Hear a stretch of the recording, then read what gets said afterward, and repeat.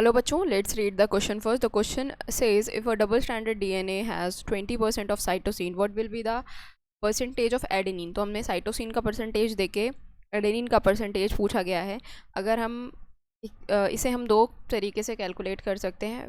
पहला मेथड है कि हमें पता है कि जो साइटोसिन होता है और ग्वानिन होता है, साइटोसिन और ग्वानिन इक्वल होते हैं. अगर डीएनए कंपोजिशन की बात करें, इनमें जितना परसेंट आपका साइटोसिन होगा उतना ही परसेंट आपका ग्वानिन का भी होगा. तो यहाँ पर हमारा 20% ये है, तो 20% ये हो गया. तो अब इन दोनों की ओवरऑल कंपोजिशन कितनी है? ओवरऑल कंपोजिशन कितनी हो गई? 40%. 40% आउट ऑफ कितना? 100%. क्योंकि डीएनए आपका था 100%. उसमें क्या था? एडेनिन, थाइमीन, साइटोसिन और ग्वानिन, यही चार कंपोनेंट्स थे.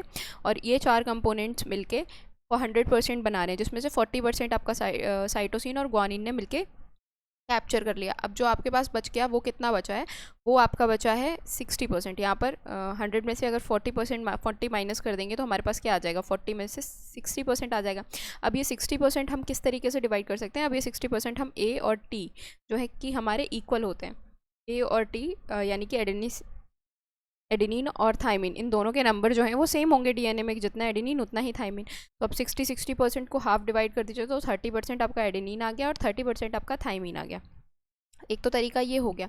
दूसरा तरीका क्या होता है कि आप जो है एडेनिन को मानिए, एडेनिन और थाइमिन इक्वल है, तो मैथ्स के अकॉर्डिंग देख लेते हैं कि दो हमारे पास एडेनिन हो गए और हमारे पास कितना है? हमारे पास 60% डीएनए बच रहा है. और एडेनिन को हम इस तरीके से कैलकुलेट कर सकते हैं 30.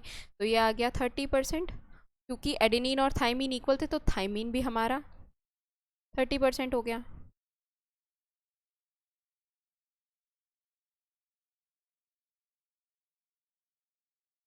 तो ये भी दूसरा तरीका हो गया निकालने का. अब हमें आंसर हमारा मिल चुका है कि अगर साइटोसिन 20% है तो हमारा एडेनिन कितना होगा? 30% होगा. तो करेक्ट आंसर यहाँ पर दिया है 20 तो बच्चों ग्वानिन होगा और साइटोसिन होगा, तो ये गलत दिया है. 40 नहीं होगा बच्चों, 40 तो ओवरऑल कंपोजिशन था साइटोसिन और ग्वानिन का, तो ये भी गलत हो जाएगा. 30 यहाँ पर सही दिया हुआ है. 60 तो ओवरऑल कंपोजिशन है किसका?